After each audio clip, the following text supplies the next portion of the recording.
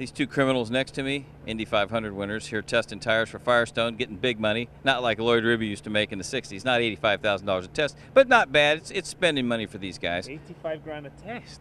Yep. No, for the whole season. Oh, for the the whole 70s, season? yeah. Rube and Gordon Johncock.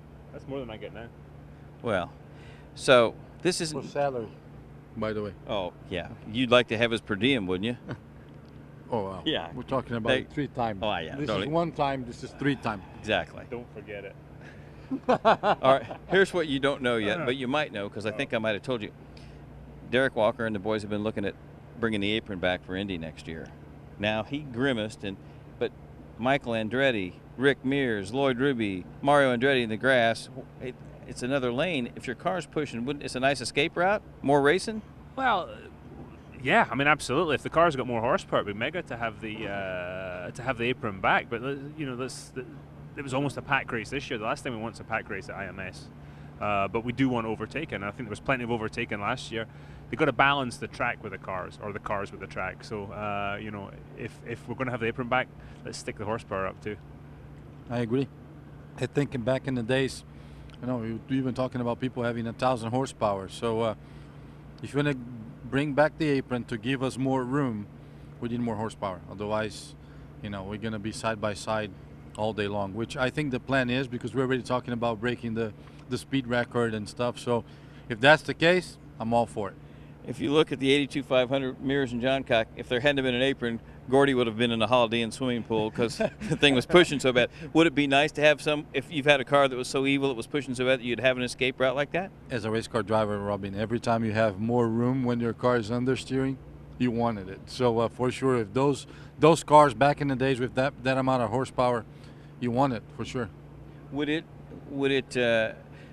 make it turn one less daunting? Oh yeah, for sure. Turn 1 is always daunting, man. Every time it's like you come here today. There's no wind. Look, there is no wind. If you look at the windsock, turn 1, you're still, you know, it's always on edge, man. Always on edge. So in some ways, that's the beauty of this place. That's some part of the challenge of it. You know, bring the apron back. It'll give you more options. I don't think it'll make it any easier though. Which is, we don't want it to be easy. This is Indianapolis. It shouldn't be easy. Okay, you're a 3-time winner, so you know what this drill is like, and and you're still as fast as you used to be. What's his name here is getting close to 40. That's just a number, isn't it? Right now, it's a number, absolutely. I mean, I've somebody said to me, "You're not over the hill yet, but you surely got a good view of it." And my little buddy here is my little buddy's not far behind me, although he is shorter, so his view's not quite as good as mine. But no. But when you think about what you've learned here since you first showed up, I mean, I would think when you look at the guys that won this race after they were 40 years old, Sam Hanks and Bob Enstrom, guys, I would think it's almost an advantage. If you can keep the fire in here burning and that desire to win, if you can keep that with the experience level, it's a great combination. As soon as that fire goes out of them, forget it. But you know, TK's obviously still got that a lot, and you know, I've still got it there. So yeah, it's definitely a good combination.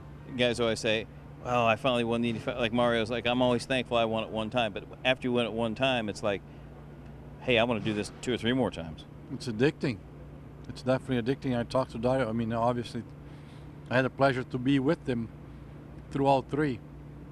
And I keep asking him which one is the best. It's the next one.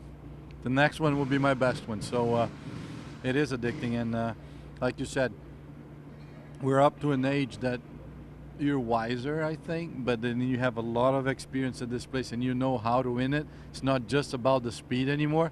So the things that used to affect you during the month when you were a little kid, you don't even panic anymore.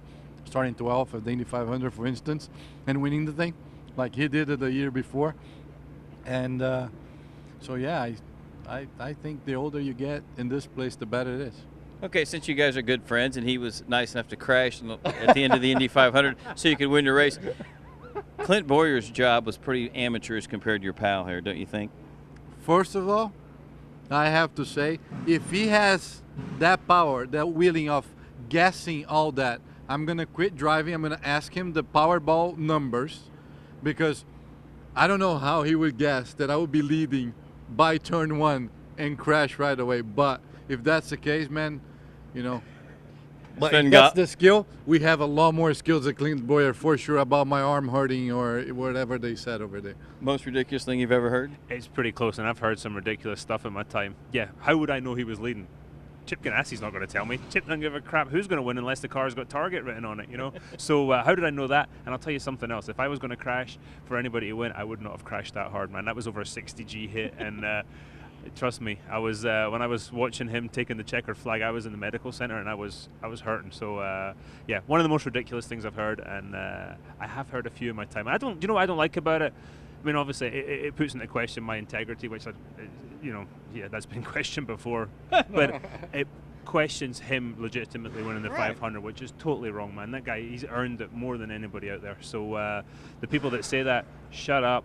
Or if you're not going to shut up, come and say it to my face and his face, and then we'll have an interesting discussion. But no tweeting. No, well, we can tweet too because you know people pick fights on tweet because they don't have the courage to come here face to face and tell us that. So we're available, and I have to say, I think what actually made people criticize that, it wasn't because the race finished under yellow, it wasn't because we crashed. I think it's just, I don't think people can stand our friendship, to be honest with you. You know, they cannot see the biggest race in the world. The guy just lost that, and he was happy for his friend. The same way when I lost the one to him, I told him I was happy. So I think that just people that don't get that, they're gonna complain about the 500. So really, I really don't care about them.